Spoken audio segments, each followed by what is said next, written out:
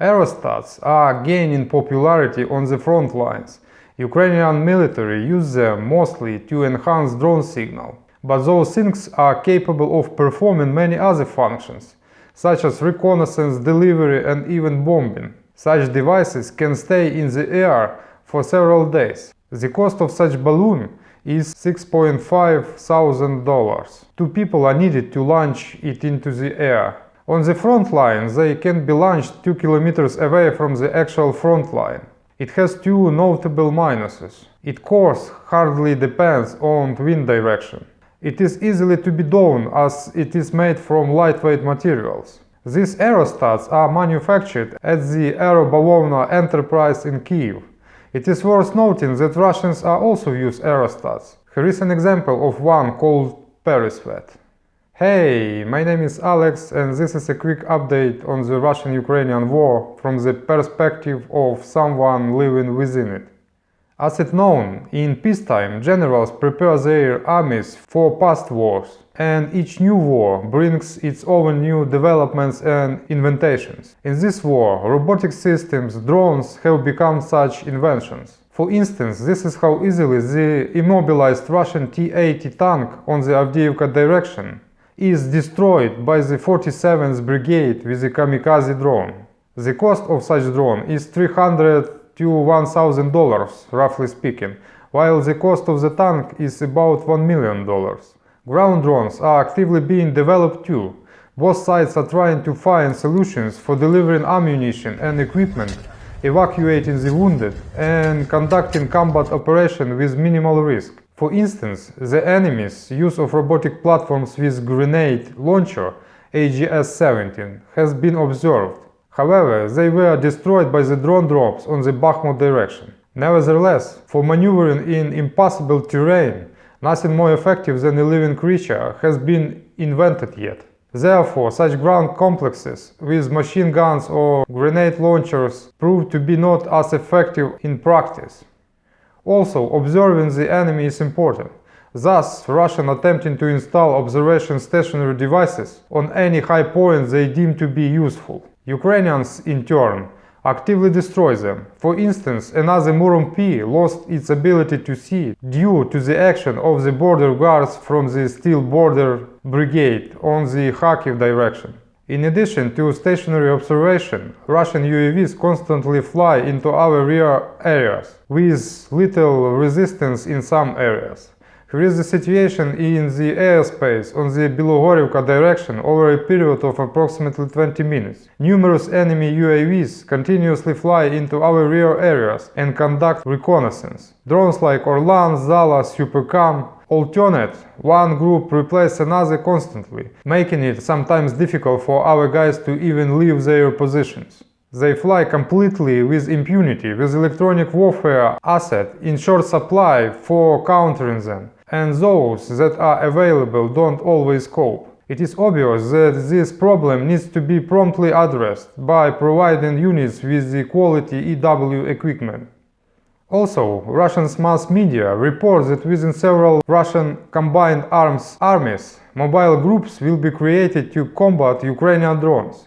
They will be equipped with anti-aircraft installation, pickup trucks with machine guns, and smoke-screen vehicles. In other words, they do what they usually do best, copying other innovations. This time copying the Ukrainian army's approach. Ukraine also actively uses drones, including in the most unexpected places. Tonight, Ukrainians disabled an aggregate used for gravel production near the occupied city Mariupol. The occupiers were using it for railway construction. Ukrainian drones arrived from the rear, where the Russian air defense system did not expect them.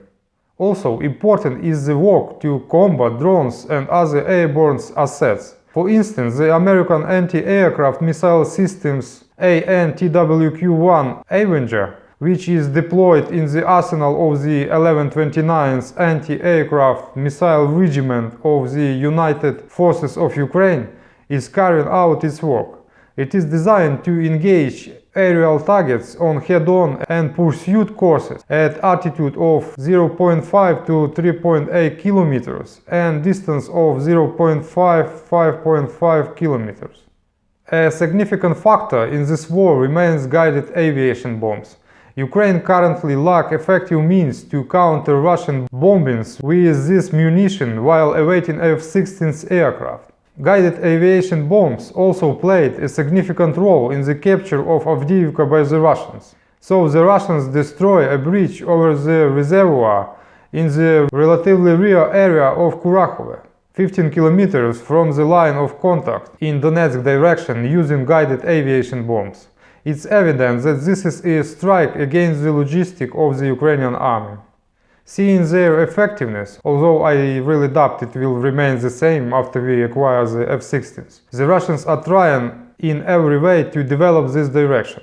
For instance, today the Kabe reached somewhere near the city of Chuguyev. This is approximately 40 kilometers from the border. Most likely this was a new Russian product, the UMGB D30SN. It is a semi-bomb, semi-rocket. It has a diameter of 30 centimeters and can be dropped from an aircraft or launched from an MLRS.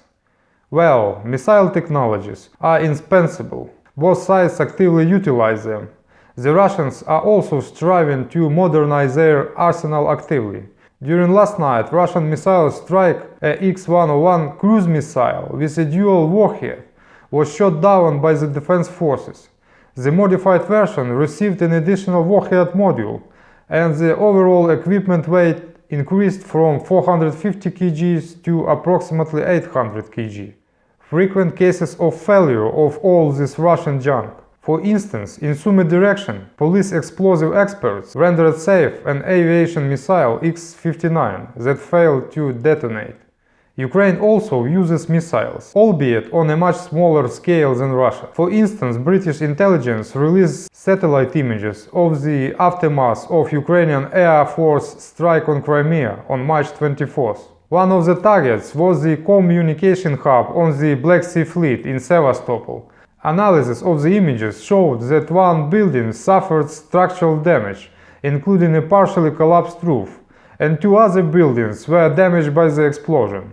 Additionally, reconnaissance and landing ships of the Russian Black Sea Fleet were affected. At the same time, the 65th Mechanized Brigade is adjusting MLRS fire on the outskirts of the village of Myrne, Robotinsky direction, towards the Russian SAM system Strela 10. Sometimes, in photos or videos, it may appear that the hit was missed because the projectile did not hit the target precisely. However, this is a mistaken impression. Here is an example of the aftermath of the HIMARS projectile's arrival nearby the Russian Uragan. Meanwhile, the Russians launched a powerful missile and aviation strike on fuel and energy sector targets in Ukraine during the previous nights, employing various types of missiles and strike UAVs. Ukrainian air defense destroyed 84 aerial targets, 58 drones and 26 missiles, according to official report. In total, it is reported that 99 aerial attack assets were launched against Ukraine that night. Among other things, that night the Russians targeted the Dniester and Kaniv hydroelectric power station. This time, Moldova could also be flooded. Russia is trying to repeat the disaster with the dam in Kherson region, Zelensky reported. The situation on the front line is as follows. In terms of direction currently, Bakhmut direction. There were success for the Russians in Bogdanivka. In Ivanivsky it is very difficult, but we managed to hold them back. Mariupol direction. The enemy is attempting new pushes to break through the village of Konstantinivka, implying pressure west of Pobeda.